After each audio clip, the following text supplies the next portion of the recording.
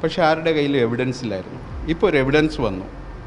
അതുമായി എവിഡൻസ് വരുമ്പോൾ മറ്റു എവിഡൻസുകളുമായി പൊരുത്തപ്പെട്ട് നോക്കുമ്പോൾ ഇതെല്ലാം കൃത്യമാണ്. ഡാം മാനേജ് ചെയ്തത് കൃത്യമായി എന്ന് IIT പറഞ്ഞ ആ റിപ്പോർട്ടിൻ്റെ ബേസിലുള്ള ഒരു സംഗതിയില്ല. പകരം അല്ല, ഞാൻ ഈ വിഷയങ്ങൾ പല വേദികളിലും ഉന്നയിച്ചു. എൻ്റെ മെമ്പർഷിപ്പ് കട്ടിയുണ്ടായി, എന്നെ ഇലക്ഷനിൽ നിന്ന് മാറ്റി നിർത്തി, അങ്ങനെ ഒരുപാട് കാര്യങ്ങളൊന്നും. ആ സമയത്ത് കെ കൃഷ്ണൻകുട്ടിയും മാത്യു ടി തോമസും ഒന്നായി. AI ഉള്ള കാലഘട്ടമാണ്, എന്ത് പറയാം. പക്ഷേ AI അല്ല എന്ന് കണ്ടുപിടിക്കണമെങ്കിൽ നിമിഷങ്ങൾ മതി.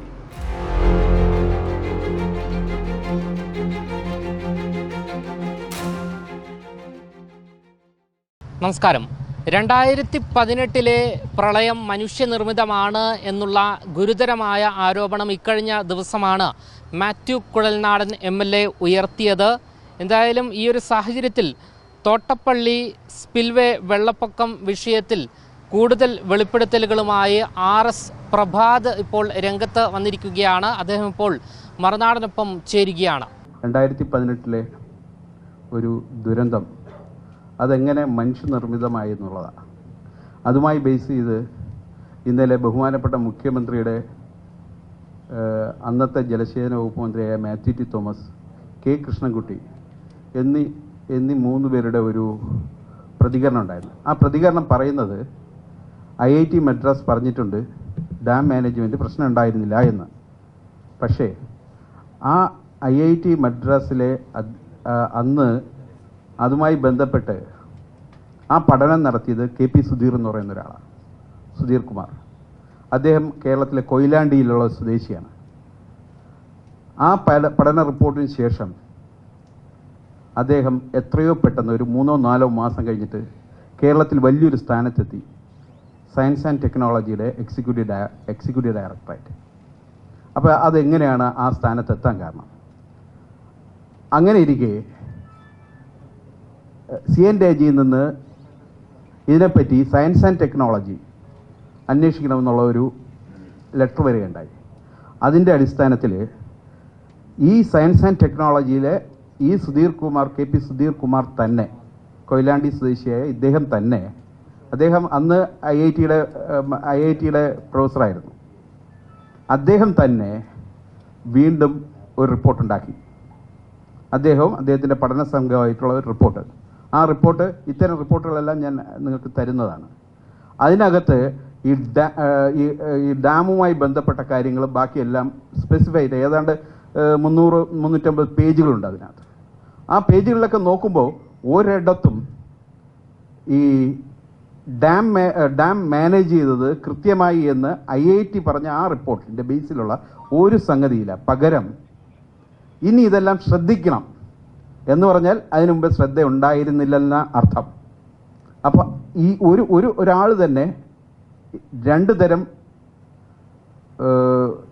റിപ്പോർട്ടുകളാണ് ഗവൺമെൻറ് കൊടുക്കുന്നത്. ആ റിപ്പോർട്ടിലാണ് ഇന്നലെ ഇവർ ഈ പറയുന്ന ഈ ബഹുമാനപ്പെട്ട മുഖ്യമന്ത്രി ആയിക്കോട്ടെ, ബഹുമാനപ്പെട്ട മുൻ മന്ത്രിമാർ 2 ഇപ്പോഴത്തെ മന്ത്രി ആയിക്കോട്ടെ, അവരെല്ലാം പറഞ്ഞത് IIT ഉണ്ടെന്നാണ്. അത് ജനങ്ങളെ പറ്റിക്കാൻ വേണ്ടിയായിരുന്നു. IIT എന്ന് പറയുമ്പോൾ ജനങ്ങൾ വിചാരിക്കും ഇതെന്തോ വലിയ സംഗതിയാണ് ഇവരൊക്കെ ചെയ്യുന്നതെന്ന്. പിന്നീട് അതിനുശേഷം Rajiv Gandhi institute of development studies ചെയ്ത ഒരു റിപ്പോർട്ടുണ്ട്. അതിനുശേഷം Rajiv Gandhi institute of development സ്റ്റഡീസിൻ്റെ ഒരു റിപ്പോർട്ടുണ്ടായി. അതിനകത്ത് ക്ലിയറായി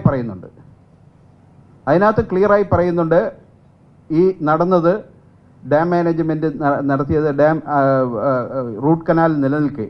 റൂട്ട് കനാൽ ഇല്ലെന്നല്ല ഇവർ പറഞ്ഞത്, അല്ലേ? ഇവർ പറഞ്ഞെന്താണ്? റൂട്ട് കനാൽ ഇല്ലെന്നാണ്. ആ റൂട്ട് കനാൽ ഉണ്ടായിരുന്നുവെന്നും ഇതെല്ലാം കൃത്യമായിരുന്നു, ഇതെല്ലാം സിസ്റ്റം എല്ലാം ക്ലിയർ ആയിരുന്നു എന്നുള്ളതും വന്നു കഴിഞ്ഞിട്ടുണ്ടായിരുന്നു. അത് കഴിഞ്ഞതിന് ശേഷം അമിക്കസ് ക്യൂറി ഒരു റിപ്പോർട്ട് നൽകുകയുണ്ടായി. ആ റിപ്പോർട്ടിൽ എന്തായിരുന്നു?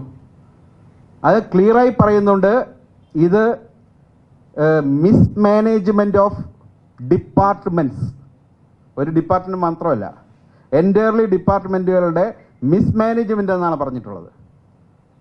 അപ്പോൾ നിങ്ങൾ നോക്കൂ, ഒരു റിപ്പോർട്ട് തന്നെ 3 തരത്തിലാണ്. ഒരു റിപ്പോർട്ട് IITയുടെ റിപ്പോർട്ട് മാത്രം ഡാമേജ് ഇല്ലാതെ ഗവൺമെൻറ് നൽകുകയുണ്ടായി. ബാക്കി റിപ്പോർട്ടുകളെല്ലാം ഡാമേജ് ചെയ്തു എന്നാണ് പറയുന്നത്. ഇതാണ് ഇവിടുത്തെ വിഷയം. ഇത് ജനങ്ങളുടെ മുന്നിൽ അവർക്ക് IITയുടെ മുന്നിൽ പറയേണ്ട ഒരു വസ്തുത മാത്രമേ ഉള്ളൂ, വേറെ ഒന്നുമില്ല. ഇത് കൃത്യമാണ്. ഇന്നലെ നടത്തിയ ആ കോൺവെർസേഷൻ ഞാൻ കേട്ടതാണ്, അതിന് മുമ്പും ഞാൻ കേട്ടതാണ്. ഇത് എന്നോട് സംസാരിച്ചതല്ല. ഈ ഡോക്യുമെൻറ്റ്സ് ഇന്ന് ഈ വിഷയം വന്നതോടൊപ്പമാണ് ഇതിനെപ്പറ്റി പഠിക്കുന്നത്. ഇത് ബഹുമാനപ്പെട്ട അന്നത്തെ MLA കെ കൃഷ്ണൻകുട്ടി അദ്ദേഹത്തിൻ്റെ തന്നെ മറ്റൊരാളിനോട് സംസാരിക്കുന്നത് ഈ ഇടയ്ക്ക് ഞാൻ കേൾക്കുവാൻ സാധിച്ചു. അല്ലാതെ ഇത് എന്നോട് പറഞ്ഞതല്ല. പക്ഷേ എന്നോട് പറഞ്ഞിട്ടുണ്ട്, പലപ്പോഴായി പറഞ്ഞിട്ടുണ്ട്. ഞാൻ CK എന്നാണോ അദ്ദേഹത്തിൻ്റെ കൂടെ പണ്ട് ഉണ്ടായിരുന്നു, വളരെ ഇതുണ്ടായിരുന്നു. കൃഷ്ണൻകുട്ടിയേട്ടൻ മിനിസ്റ്റർ ആവാൻ കാരണം നാണുവേട്ടൻ കൂടെ പോയി ദേവഗൗഡയുടെ പറഞ്ഞിട്ടാണ്. അപ്പം അതിലേക്ക് എത്തിക്കാൻ വേണ്ടി ഞങ്ങളെല്ലാം സോഷ്യലിസ്റ്റ് ചിന്താഗതിയിലുള്ളവരാണ്. അപ്പം ഞങ്ങളെല്ലാം പ്രൊവോക്ക് ചെയ്യണം. പ്രൊവോക്ക് ചെയ്ത് എന്ന് പറഞ്ഞാൽ നിങ്ങളൊക്കെ ഇത് പ്രതികരിക്കണം. അദ്ദേഹം ആ വാക്കുകൾ അവസാനം പറയുന്നുണ്ട്, നിങ്ങൾ മറ്റുള്ളവരോടൊക്കെ പറയണം ഇതിനെതിരെ. അതുകൊണ്ട് ജനതാദളിലുള്ള എല്ലാവർക്കും ഈ വിഷയം അറിയാമായിരുന്നു. ഇത് മാത്യു ടി തോമസ് ചെയ്തിരുന്ന ഏറ്റവും വലിയ പാതകമാണെന്ന് ഞങ്ങൾക്ക് എല്ലാവർക്കും അറിയാമായിരുന്നു. അതുകൊണ്ട് അന്നത്തെ ഡോക്യുമെൻറ്റ്സ് നമുക്ക് കൃത്യമായ അതിനകത്തുള്ള ഒരു വോയിസ് ക്ലിപ്പ് കിട്ടാതെ നമുക്കിതുമായിട്ട് മുന്നോട്ട് വരാൻ കഴിയില്ലായിരുന്നു. IIT മദ്രാസ് എന്താണ് അവർക്ക് കൊടുത്തത് റിപ്പോർട്ട്? ഗവൺമെൻറ് കൊടുത്ത റിപ്പോർട്ട് എന്ന് പറയുന്നത് IIT മദ്രാസ് പറഞ്ഞിരിക്കുന്നത് ഡാം മാനേജ് ചെയ്തത് കറക്റ്റായിരുന്നു എന്നാണ്. സയൻസ് ആൻഡ് ടെക്നോളജിയുടെ തെറ്റായിരുന്നില്ല എന്നല്ല, അങ്ങനെയല്ല, അതല്ല. അതിനകത്ത് ഇത് നമുക്ക് റിപ്പോർട്ടുകൾ എഴുതുമ്പോൾ റിപ്പോർട്ട് എഴുതുന്ന ആളുടെ മനസ്സാണ് അതിനകത്ത് പ്രതിഫലിക്കുന്നത്. അദ്ദേഹത്തിന് കൃത്യമായി CNDIG എല്ലാം വന്നതിന് ശേഷം CNDIG എന്താ പറഞ്ഞത് നിങ്ങൾ വായിച്ചിട്ടുണ്ടാവുമല്ലോ. റിപ്പോർട്ടിനകത്ത് ക്ലിയർ ആയിട്ടൊരു ക്ലീൻ ചീറ്റ് കൊടുത്തിട്ടുണ്ടോ? കൊടുത്തിട്ടില്ല. അതാ വിഷയം. ഇല്ല,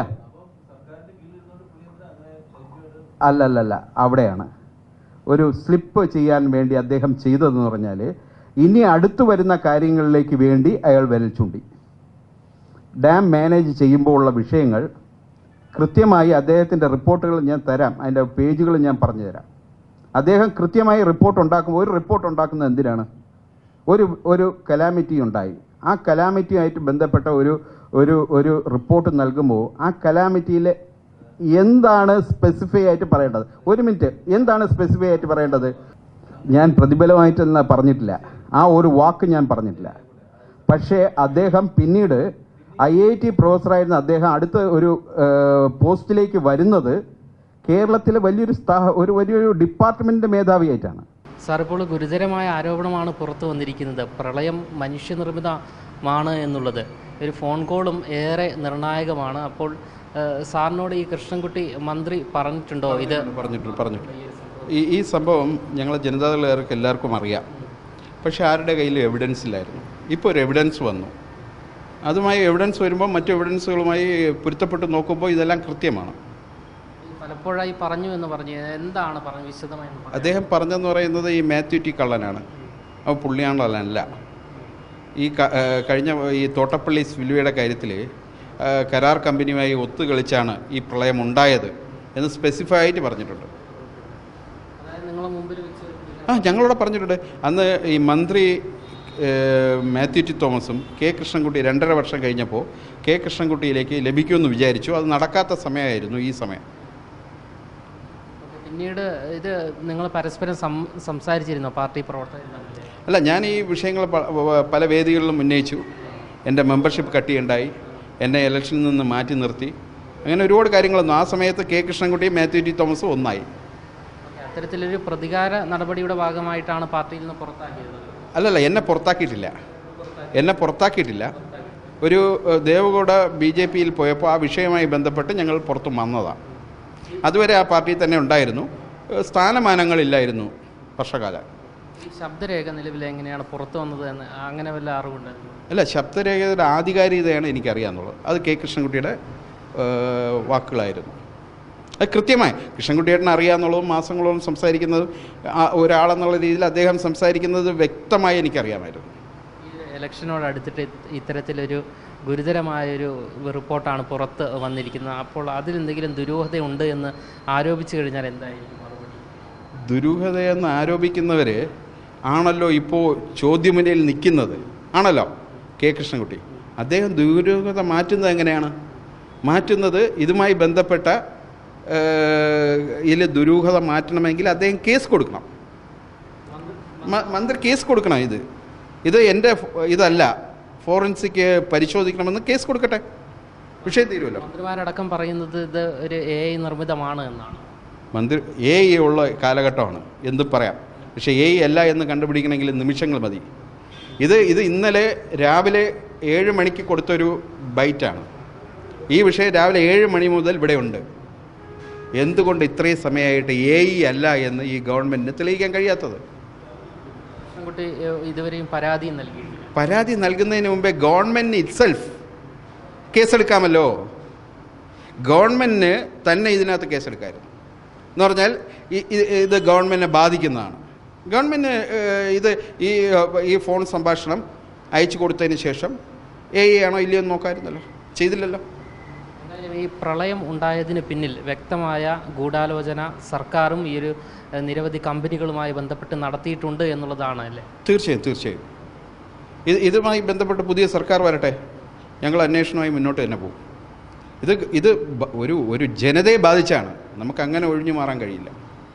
അന്ന് എന്തുകൊണ്ട് പുറത്ത് ഈ കാര്യങ്ങളൊന്നും പറഞ്ഞില്ല, പൊതുജനങ്ങളോട് പറഞ്ഞില്ല എന്നുള്ള ചോദ്യം ഉയർന്നു കഴിഞ്ഞു. അല്ല, എന്നോട് പറഞ്ഞതിന് എൻ്റെ രേഖ ഉണ്ടാവണം. രേഖ ഉണ്ടായപ്പോൾ അത് പിന്നിൽ വന്നു. എന്തായാലും RS പ്രഭാത് നമ്മളോട് വ്യക്തമാക്കുന്നത് മന്ത്രി കൃഷ്ണൻകുട്ടി, വൈദ്യുതി മന്ത്രി കൃഷ്ണൻകുട്ടി ഈ ഒരു വെള്ളപ്പൊക്കം മനുഷ്യനിർമ്മിതമാണ് എന്നുള്ള കാര്യങ്ങൾ ഉൾപ്പെടെയുള്ള വിഷയങ്ങൾ തങ്ങളോടും പാർട്ടി പ്രവർത്തകരോടും സംസാരിച്ചിട്ടുണ്ട് എന്നാണ് വ്യക്തമാക്കുന്നത്. അതായത് ഇക്കഴിഞ്ഞ ദിവസം മാത്യു കുഴൽനാടൻ MLA ആരോപണം ഉന്നയിച്ചത് ഇങ്ങനെയായിരുന്നു: സ്വകാര്യ കമ്പനികൾക്ക് ലാഭമുണ്ടാക്കാനായി ഡാമുകൾ തുറക്കാൻ വൈകിയതാണ് വെള്ളപ്പൊക്കത്തിന് കാരണമായത് എന്നതാണ് ആരോപണം. അന്നത്തെ ജലസേചന വകുപ്പ് മന്ത്രി മാത്യു ടി തോമസിനും LDFിലെ മറ്റു നേതാക്കൾക്കും ഇതിൽ പങ്കുണ്ട് എന്നും കൃഷ്ണൻകുട്ടിയുടെ ഫോൺ സംഭാഷണം ചൂണ്ടിക്കാട്ടി കുഴൽനാടൻ ഇക്കഴിഞ്ഞ ദിവസം ആരോപണം ഉന്നയിച്ചിരുന്നു. എന്തായാലും ഇതെല്ലാം തന്നെ സത്യമാണ് എന്ന് വ്യക്തമാക്കുന്ന ഒരു വെളിപ്പെടുത്തലാണ് RS പ്രഭാത് ഇപ്പോൾ മറുനാടനോടും നടത്തിയിരിക്കുന്നത്. ക്യാമറമാൻ അനുവിനൊപ്പം അമൽ രുദ്ര, മറുനാടൻ മലയാളി, തിരുവനന്തപുരം.